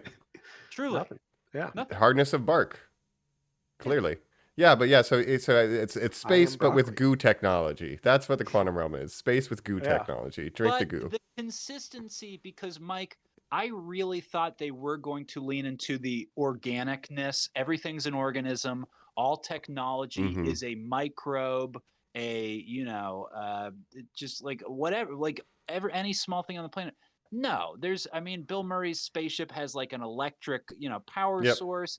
Even though Hank has to like put his hands in the things, it's like they're Yeah, not there's, like, really some- fully embracing. Yeah, it's Nice. too There's much some half interesting and half. ideas, but some of it's just like lazy, like, oh, it's just a spaceship, but it's It's just a small or whatever. spaceship. Yeah. You have like one scene with an Avatar stingray that they're flying on, and then that spaceship, fuck it. Yeah. There's Yeah. like an organic Like you said, worm the cool motorcycle, but then thing- they're like, yeah, fuck it. Yeah, the thing they're riding on that like splits into two when they first meet that band awesome. of That was raiders neat. or whatever. It's like an Yeah. amoeba. Yeah, Yeah. exactly. And then you got a guy that has a cylinder for a head that can like blast energy out of it. You got a That's goo crazy. guy. You got a guy that can read minds. Got a telepath. Yeah, why? The buildings are alive, yours are dead. Some of that Yeah. stuff is fun. Buildings are alive. Yes, Yeah. yes, they are. Yes, it is, Mike. So some of that stuff's neat, but they don't commit to it. But at the end, we just, civilization, technology that Kang has created, and he's oppressing everybody, and he wants to get out of there.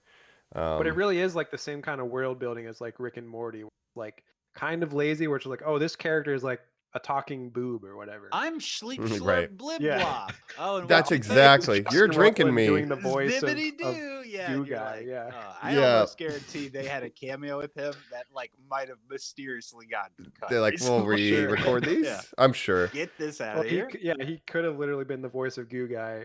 Yes. Yeah. Yeah, and we Don't have. give him any holes. You'll regret it. I want to Ah. mention the guy, the mind reading guy, played by William Jackson Harper. If you've Oh, seen yeah. The Good Wise. Place, yeah, he.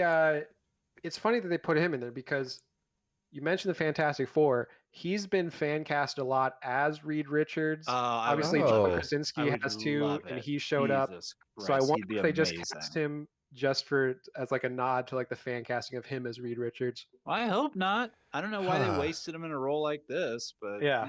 He here's could have been on the Council of Reeds. Yeah. You guys love the ensembles of Ant-Man films. To me, this film and all the others highlight an issue they always have, which is too many characters. There was too many Okay. characters in the quote-unquote heist crew. You don't need T.I. You don't need David Malkin. God bless him. Truly, Michael Pena is the only one who does stuff in that. And Yeah. here you're like, I'm like, who? Gentora? Like, I don't want to know any of these people. Like, move along. They're great. They're funny for a beat, but we Sure. spend. I mean, the woman next to me, Mike, gasped when Battery Guy died.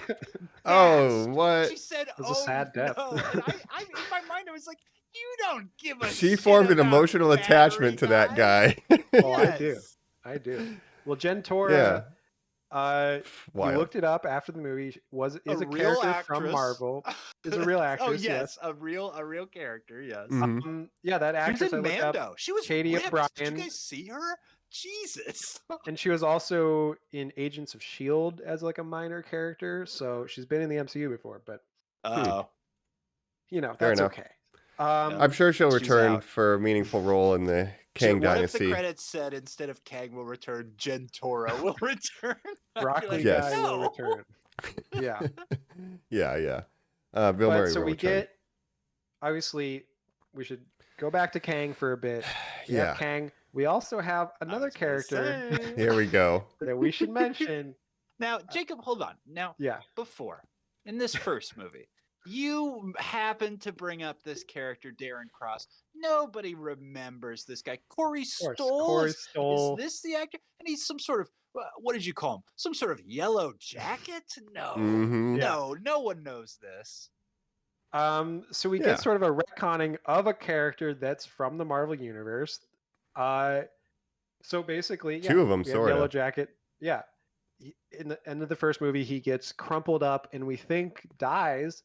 Apparently, no, he didn't die. He got crumpled up so small that he ended up in the quantum realm Mm-hmm. and became MODOK.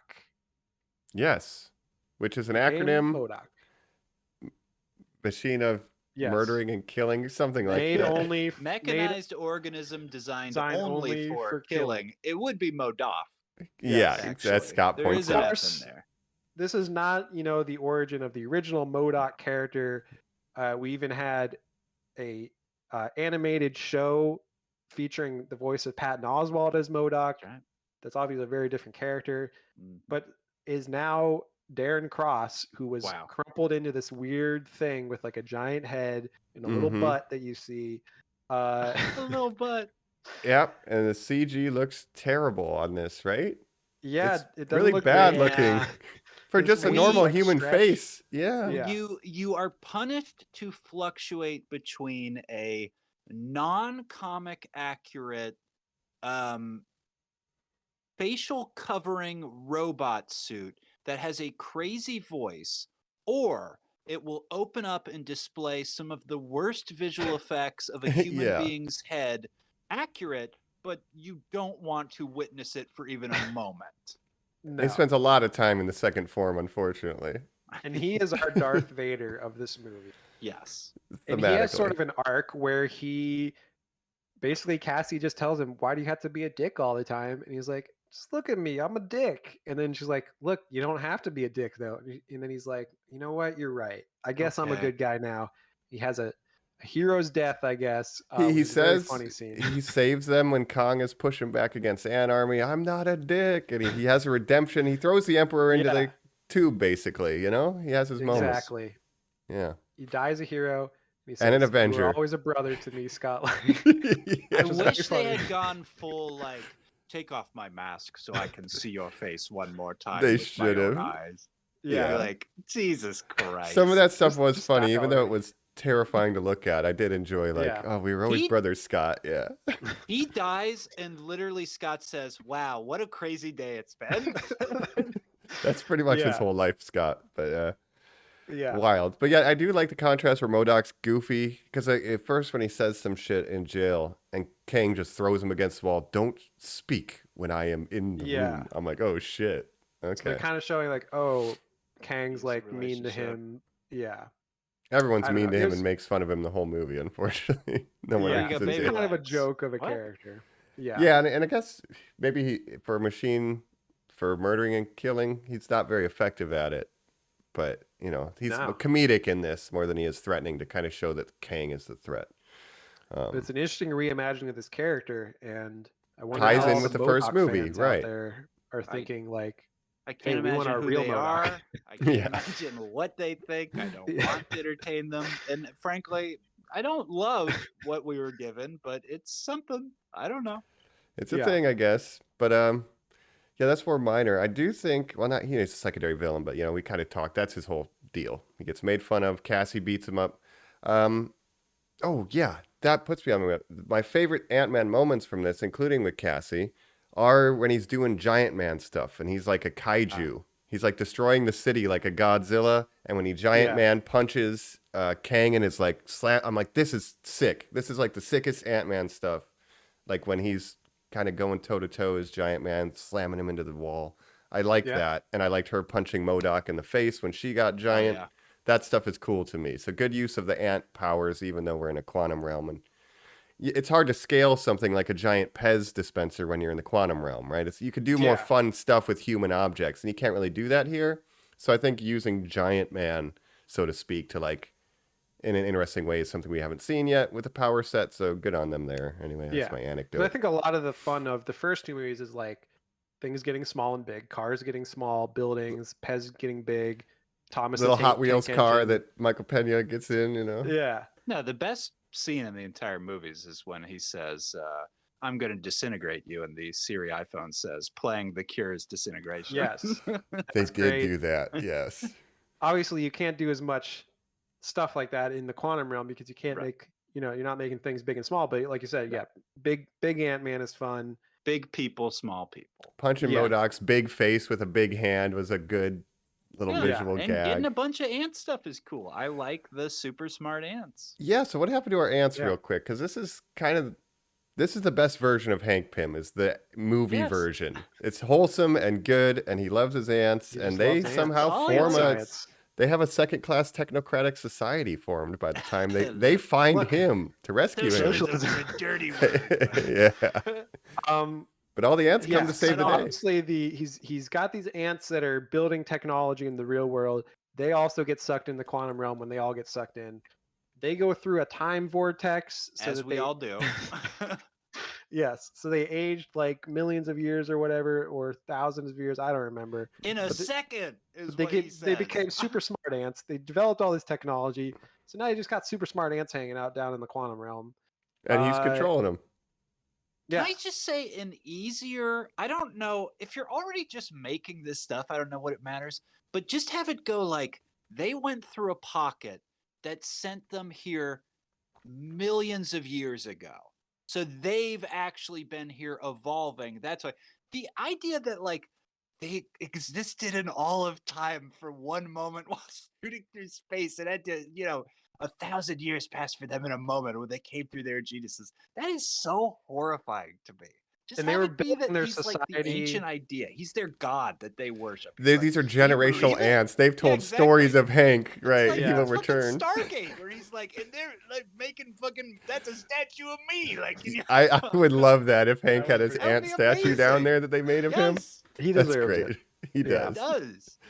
Wow, but I tell you but what, the I climax- cheered like internally. I'm not going to do that vocally in a movie theater, but like when the ants showed up to save the day, I was like, this is actually when he does very the cool. swagged out walk of how badass he looks at his world's taking them all down. It's very Ants, baby.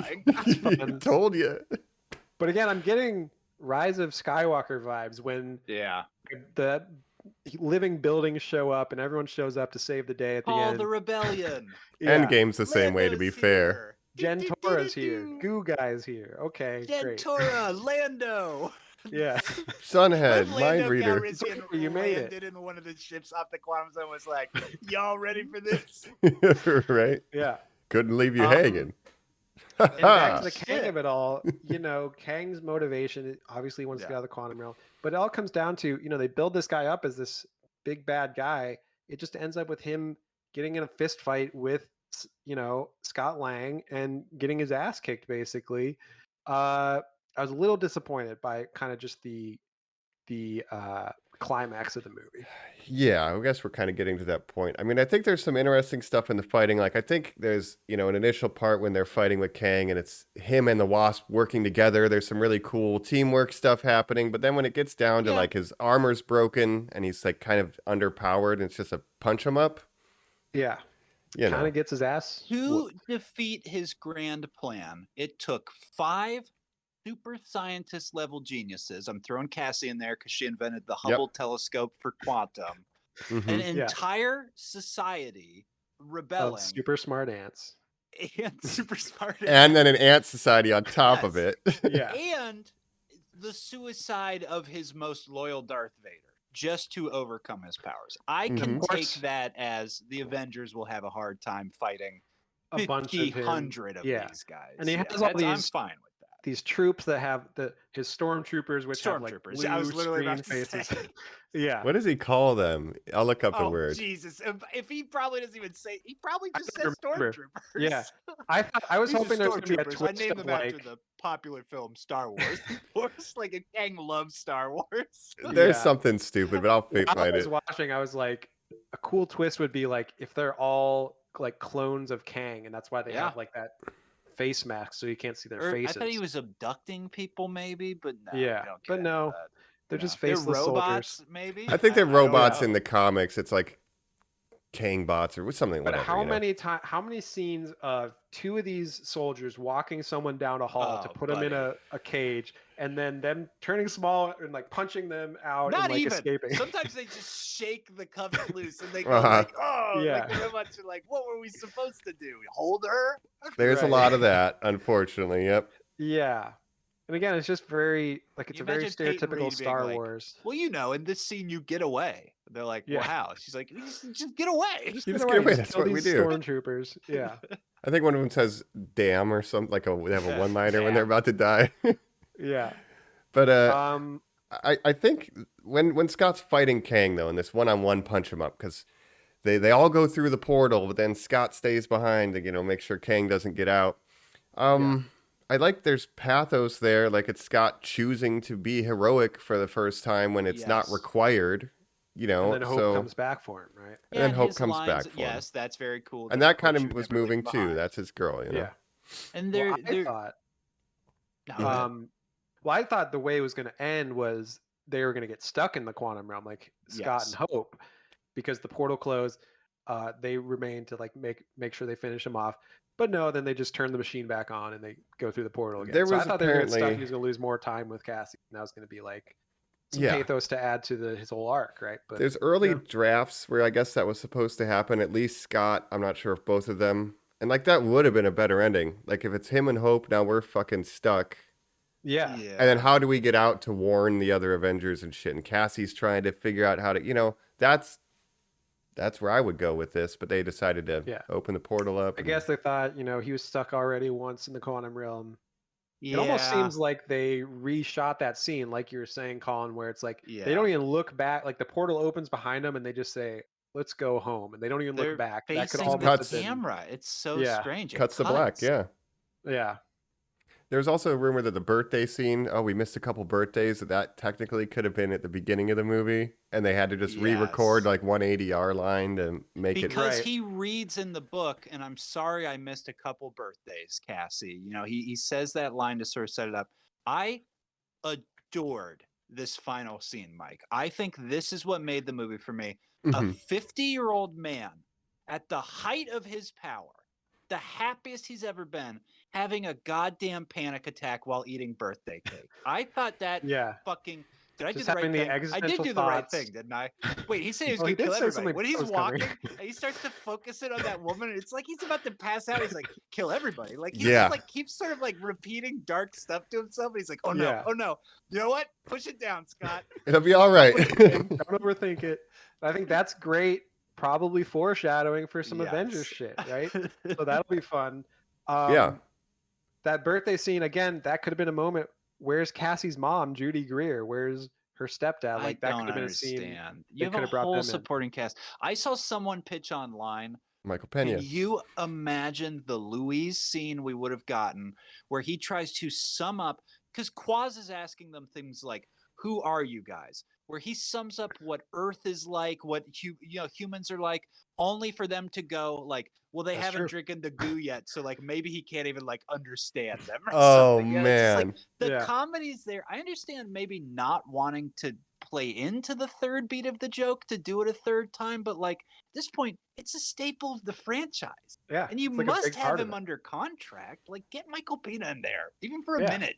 Yeah. Come on. Very strange. Like I said, he could have been in after credits, but they needed to show Loki and Morbius, I guess. You needed Peo and Wilson, which I'm happy about. I'm like, Yeah. great. Put him in all of this. We shit. do I get don't that. care. I did want to mention. Yeah, go ahead. Oh, the crew, Michael Pena. It's just they have an arc too because they were crime crew in the first movie, and then they're like, now we're in private security business. Like they're Does Scott turning still clean. have that job? Does he Right. just write books Doesn't and hang seem out like it with? because Well, now that he after- saved the world, yeah, After he's the chilling. events of Endgame, he probably retired from security. Michael now he just blip? wrote a Did book. 'cause T.I. He's blip? famous now, right? People are recognizing him on the street and stuff. Yeah, You're you're the Spider-Man. Spider-Man. Yeah. But very funny callback to that joke when he comes back. He's like, "Oh, I figured out who you are. You're the bug that's a guitar bee. $12." $12 coffee. But Before it again, was free. God. thematically, right? That's like your life is not the same as it was. Things are different. Something's Right. not right, you And know? it's really funny because in Endgame, there's a scene where he's hanging out with the Hulk That's right. at a restaurant. Someone Not recognizes famous. the Hulk, and he's like, "Hey, do you want to get a picture with me? I'm Ant-Man." And they're like, no." Yeah, and then So it's like a Hulk's very trying to be like, funny "Oh, it's change for fine." that. And he's like, "No, just, He they don't want high-fives to." the kid He's with the shaking his head Ant-Man no. He backpack. doesn't. Yeah. Yeah. So now Oh, people yeah. know who he is. I wanted to mention about Kang really quick. Yes. Do you guys know anything about what they're planning to do with Kang? Because I could reveal something. It might be a spoiler, but I read it Oh. online. It's a spoiler sort of for basically Kang's motive in the Avengers movies is they've said, Hmm. I'll just tell you, Yeah. apparently he wants to basically make it so no superheroes exist in the world. That's like Oh. his What's that mean? motivation. He wants to Because they could get stop rid him. of all superheroes. House I of don't know M. about that. Yeah, yeah. Maybe. House of K. That's as in that's Yeah. his like justification, like Thanos being like, "Well, we're running out of room." Half the world, yeah. So yeah, House of K. No more House of superheroes. K. Exactly. Yeah, Yes. yeah, that's great. House M. Kang Dynasty. I don't know. The whole like I'm the good one, you have to trust me, the other ones are crazies are usually the plays that the Kangs do. I like that move and I would like to see that carry through. But this whole let's talk about this the post-credit scene. Mike, what's you see Ramatut there. You see Ramatut. you see like another crazy You're guy and you see seeing like very Merlin. timely- Yeah. Right. It's like, yeah, you see an old man with a mustache. Like, what are you thinking right now? I'm thinking Loki seasons 2's got a lot of crazy Kangs to show us. Hopefully, one with a jet ski. I don't know because I know the next thing is the Kang Dynasty in 2025. That's the next Avengers. I don't know, but I think this Kang the Conqueror will be back, and he'll just start murking timelines until it's like, Yeah.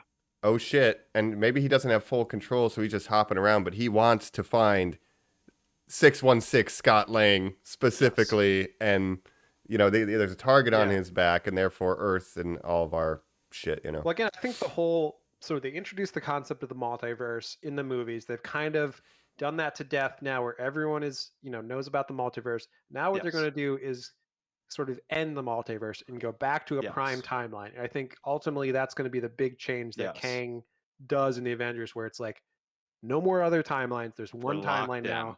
Destroys all of them. Yeah. That's like Thanos level threat, That's going to be the blip have of this movie. Yeah. Kind of the most important characters set up. Loki knows about all these multiversal shenanigans. Scott has now had this brush with time specifically and this sort of quantum component of it. Doctor Strange. We know that there's Parker. Doctor Strange with the incursions and the fact that his whole mission, where he was literally left the last lines of multi-magnum madness is Charlize Theron jumping out of a fucking portal saying, "Come with me to the Fast and Furious universe." That's right. But there are we got Brie Larson now, created, too. or we have to stop an incursion, and we know that these incursions are literally when whole timelines are wiped, when universes are going to collide together. Right. That again. Big stuff. Is it too big? It feels too big to me right now. It feels big. I keep thinking about in Eternals when that giant appears before the Earth and it's like, "You have awoken." Where I'm like, no, put the genie back in the bottle. I can't see any of this stuff. Right. That's the thing. Yeah, Eternals are ancient aliens. We learn there's giant titans in the sky that made us. But I think that's what's going to happen. Like we had the era of multiverses. Yeah. They've come and gone sort of in pop culture. People are getting sick of multiverse as a concept, I think. They're going to go back to a prime timeline. I think that's what DC is doing too with Flashpoint, where it's like they're going to have Elseworlds. I mean, James Gunn has even said like there's going to be Elseworlds, which is like Robert Pattinson Batman, separate from that universe, but we're going to have one main timeline for the DCU. Yeah, I agree that it needs to revert down to one. They'll do any character swaps they need to do. Throw Tom Hardy into, Andrew Garfield's universe real quick while they have time. Whatever they got to do to kind of clean it up and then just shut it. And that'll be that. I do have a theory going back to the original comic books and how Antman and the Wasp started the Avengers. people thought Scott Lang might die in this movie. He didn't. So I see him and Hope and Cassie kind of leading the formation of the Young Avengers, them kind of Yeah. being at the forefront of that. And, you know, Well, that's just what I'm predicting for the Young I can Avengers. see that. Yeah. for most of these individual superheroes, you generally get 3, maybe 4 movies as a solo. Like Thor has had 4 now, but you get between 2 and 4 generally. With Captain America is now retired, Mm-hmm. Iron Man died, so they're moving to a new generation. Spider-Man's on 3. Yeah, Spider-Man had 3, and now he's kind of rebooting his universe with sort of going back to basics with Peter Parker. Obviously, Black Panther is different. Doctor Strange had his second movie, but Scott Lang, yeah, he just had his trilogy, and he's still alive, so he can move sort of into a mentor role. Maybe Cassie Lang becomes the new young Ant-Man in the Avengers. There's no fucking way. Because we're getting Doctor we have Strange Hawk 3, by the Girl. way. No. You don't Who think? do we have lined up for the Young Avengers right now, though? We're you got gonna. Hawk. We got Billy and Tommy. They're coming back. I fucking swear to God, from Right. WandaVision. We've got Hawkeye. Yeah, Just goes you've by got Hawkeye. Just Hawkeye. Got Black it. Widow's sister, Florence Pugh. Yelena. My We've got- favorite. I Great believe she vest. again just goes by Black Widow, guys. Black Give Widow's them sister. the names they deserve. You've got Sam Wilson, Captain America. Yes. That movie is going to be coming out in 2024, I believe. So that's a You've got- meta These are role new there, too. Avengers. These aren't kids. He's Captain America has Obviously, that he's not a young kid, Captain yeah. America. He's got that Elijah or Eli, Mhm. whoever the young guy from that one. Yep. Right. The right. grandson. grandkid. So they're setting it up. We have Yeah. Kamala Khan, right? So We there's got Kamala. That's right. We've they're got the setting it up. Marvels coming out later this year. Is that true? Who knows? The next one is Guardians 3. That's going to be Yes. the finale for the Guardians. Obviously, I think Chris Pratt will be Yo, done. and I thought Mm. the 3D trailer for that, Jacob, looked dope. I think that one's gonna have It's gonna amazing be- visuals in 3D. It's going to be very emotional for me. I like Rocket as a character a lot. Yeah. I'm already getting emotional thinking about it. Got a little raccoon, got a little otter buddy. Want to know what he's all about in the trailer. Dave Bautista said like this is his last role, his last time as Drax. I got it so- into my contract that Drax wears tiny glasses in this one. Yes. Don't worry, guys. Thank Yeah. goodness. And obviously James Gunn solely going to be focusing on DC from now on. So this is his farewell to the MCU, if you will. So I'm pretty Yeah. excited about this one coming out in May, right? Yeah. It's going to be an interesting phase. I think, again, the primary goal, get a timeline down to 1 and then set up the Young Avengers and sunset kind of some of these older characters Yes. that have been around for a Yeah. decade plus. And keep up your idea of international, going like, and hey, have we mentioned we've got Moon Knight and the Scarlet Scarab, watching over here. We've got, Right. The fucking werewolf guy over in fucking London. We've Right. got this fucking weird, full, wacky world. And then the now. Thunderbolts Yeah, we doing don't whatever need they're doing in the timelines. underworld. Do we Yeah. mention Shuri as a young Avenger as the new Black Panther? That's right. It could be. That's right. A Um, lot of daughters being born yeah. in the MCU. That's kind of a big thing with this, at least this last phase and this current phase is like the Avengers getting older, having kids, starting a family, whatever. Obviously, Hawkeye's got a whole family.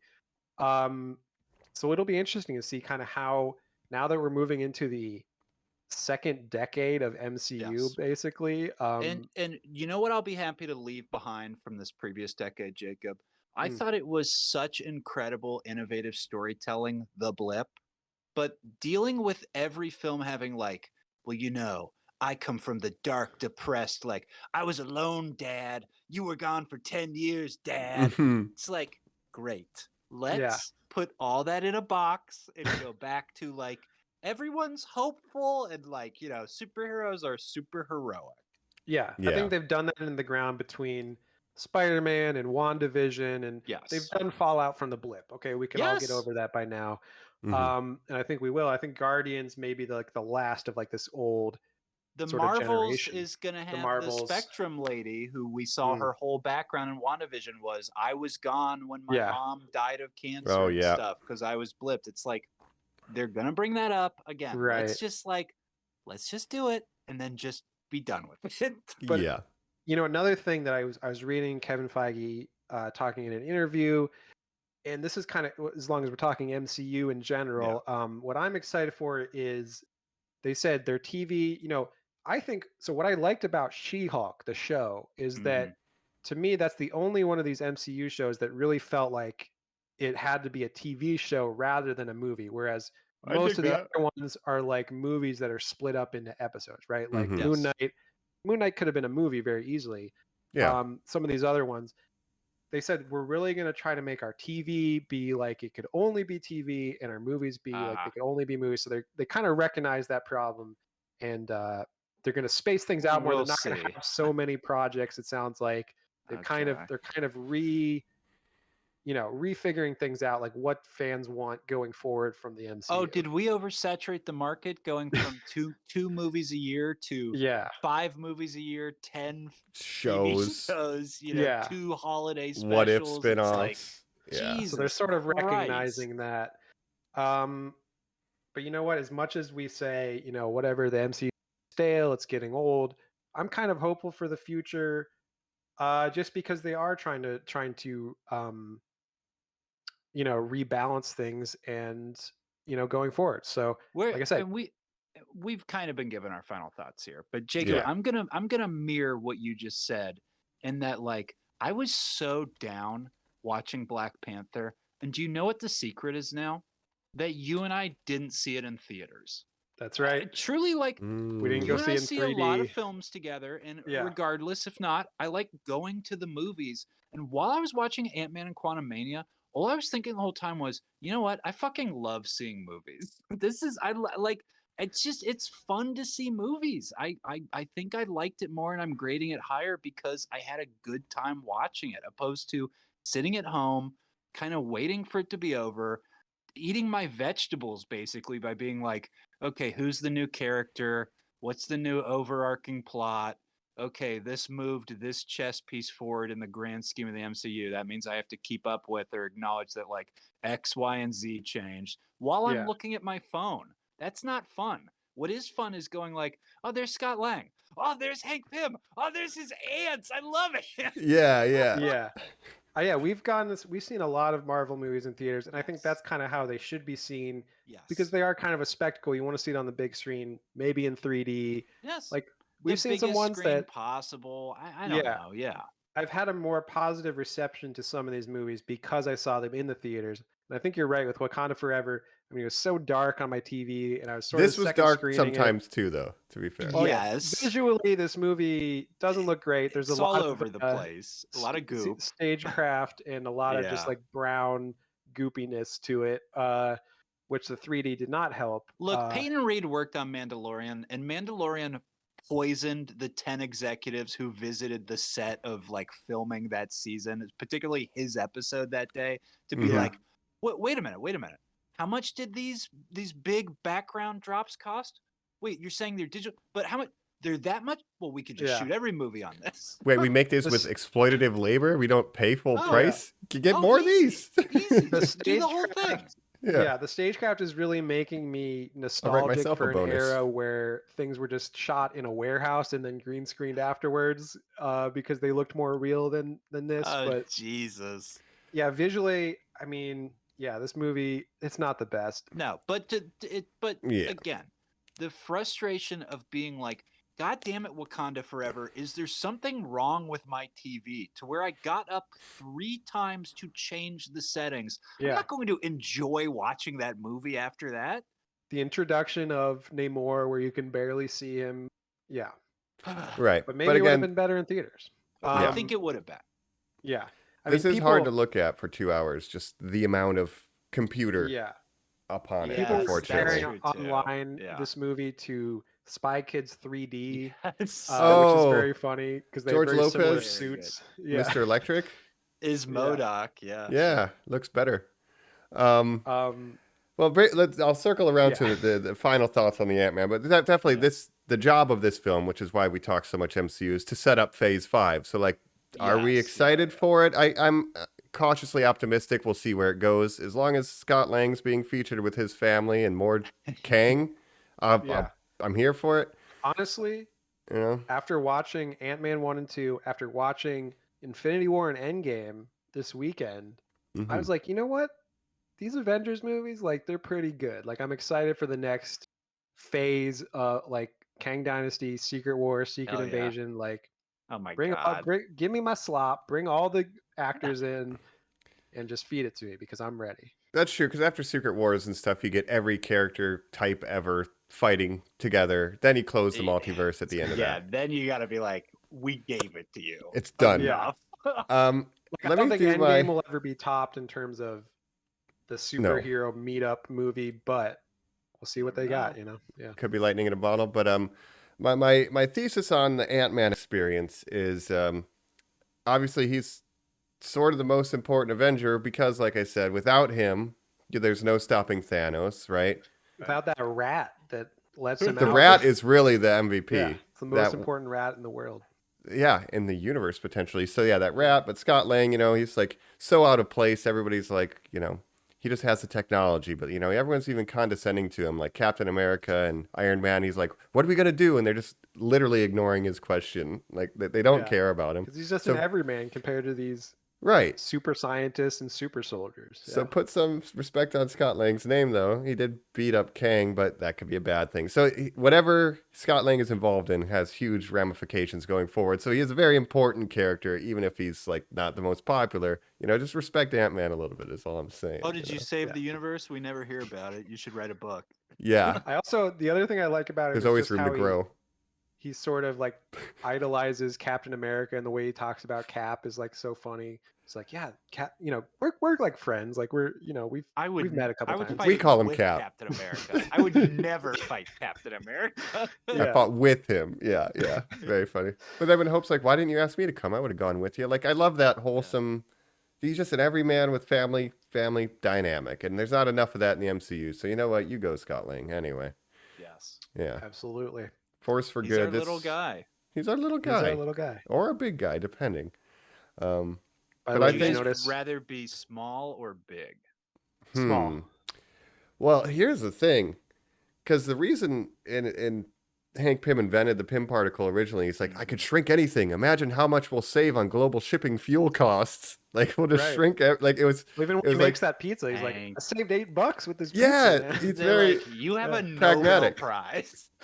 But the idea that like in the comic, he's like, this will just reduce shipping costs globally. This is awesome, and it's like that's the motivation for the technology. So yeah, be small wrong. like Matt Damon. You take up less oxygen, and that little Matt Damon movie become little. That's right. Downsizing. Yeah. Save the world. Right. I just want to leave you with my final thought. Mm-hmm. Scott Lang and Kang. They rhyme. Scott Kang. Skang, you're right. Skang. It must mean something. Certainly must. All right. All right. I think. Oh, last thing. Ant-Man and the Wasp. They're the MCU's greatest power couple. It was never Pepper Potts and Iron Man. It's Hope Van Dyne and Scott Lang. They lift each other up. I don't know. They make each other better. I don't love Hope. You don't love Hope? Like you, Mike. Hope's great. I like she has a great Cassie. haircut. I'm all about father-daughter relationship. I think that's the best. Fair I enough. don't need Tony and Morgan, whatever their names are. I love you 3000. Hey, I love you 3000. I mean, that's pretty good. I guess they do win that, maybe. I don't know. Yeah. All right, that Jelly is Beans his and final Peanuts. word. That's right. We've been talking Ant-Man here. And again, we've been talking, we all assume he's going to have a huge role in the Kang dynasty and stuff going forward. I wouldn't be surprised if maybe he cameos in Loki season 2 or something. So it's certainly not the last time we've seen Paul Rudd. Yeah, he Or definitely Scott Lang. No, yeah. I don't think so. And the best version of the character, from what I understand in the comics, seems to be Paul Rudd's on-screen version because of some of the issues with the character in the comics before. Yeah, this is like the most wholesome, best family. It's great. It's a force for good. We like the Ant family. Now Hank, I thought Hank could have died in this movie. Or I could have seen him and Janet being like, "We're gonna move to the quantum realm." Actually, she's gonna make up for her be with sin. my aunts. Oh, that's incredible. We need to get that ant statue. Yeah, if he was like, and by the way, I'm a god. I'm gonna live in this ant society. I'm telling you, like, Bro. you know what I got going on for me? My ants. Yeah, and then Cassie has a Some of line. I'm gonna go visit my aunts. Oh, where do they live? In the quantum realm. Small town. Small town. A really small town, yeah. Despite the Rotten Tomato Jacob said, and I guess still being in a post-COVID world or whatever we are, we're in this fluctuating. Movies are dead. Movies are alive. people are going to this cinema. Shut up and relax, everyone. This film did make over $100 million over the weekend. It's a $110 million grosser. It's like a 250 worldwide already. Huge hit. So Okay. I think it's the third That's highest grossing President's Day weekend of all time now. So good. I for guess There him. you you go. just have to compare it to every other MCU opening weekend. Yeah. But I mean, I don't understand the Rotten Tomatoes. I guess it's just people being tired of MCU movies. But Yeah. is it worse than Thor: Love and Thunder? I don't think so. Oh no. Yeah. Mm-mm. No, Is it no. worse than Wakanda Forever? I don't think so. I think So- people truly are seriously burned by the obvious Star Warsness of it all. And that if Yeah. if Peyton critics Reed too. had done an interview where he's literally like, I directed a Star Wars episode. I just wanted to make a Star Wars movie. This was my way in. I think people would have expected it more. And instead we got this trailer that was like, Scott Lang, I'm recruiting you for the deal we made. That was just like a lie. It was just truly Yeah. a lie, Jacob. Mhm. The Like, it's trailer really crazy. builds up the Kang versus Lang of it all, Yes, but and doesn't it's show nothing. the Quantumania of it all, which is No, really a No. bigger and part. what a of the movie. dumb title too, which I also think is working against in Quantumania. Yeah, Yeah. Multiverse of Madness. That was kind of a dumb title, so I don't know. Use No, these titles, I but don't like any of them. yeah, And then you pointed out, Jacob, it does have Ant and Man in the word Quantumania, Yes. and Yeah. they didn't Well, do that was anything the with that. editing title. end Did you see credits the, pull that Oh, out, Mike? yeah. It does that, and then it spreads apart and forms and we were Quantumania. It like, says oh. I must have literally, blinked. I said to Jacob when we left, I was like, the best part was when they revealed what the title meant. Yeah, Wild. But yeah, I mean, well, normies, check let this us know one what you out. thought. Yeah. I Yeah. guess. Let us know as usual at normies_like_us. If you took your own personal trip to the quantum realm, we want to hear about it. Write in, say hello. My name is Battery Head. I'm a longtime listener of Normies Like Us. It's the only thing we get down here. We would understand that. We would understand why our listenership is so little. Wait, we're sending a signal down into the quantum realm? Wait a Shut it minute. off. Shut it Wait off a minute. now. Shut. Oh no. Grandma, you never told me why. All right. Well, we've been your hosts. This is Colin the Conqueror. All right. Aunt Mike, just a regular guy. And this is what was the goo guy's name? I think it's just Goo Guy. Goo I Guy. don't Goo know. guy. This is goo guy Jacob. How many holes do you have? I have 7 holes. He The does. beat. He does have 7 holes. Yeah, no, That's he's true. right. All right. Thanks, Well, holy normies. normies, thanks for listening to this through your 2 ear holes. We appreciate it. And we'll catch you on the next episode. Bye. Bye. Bye.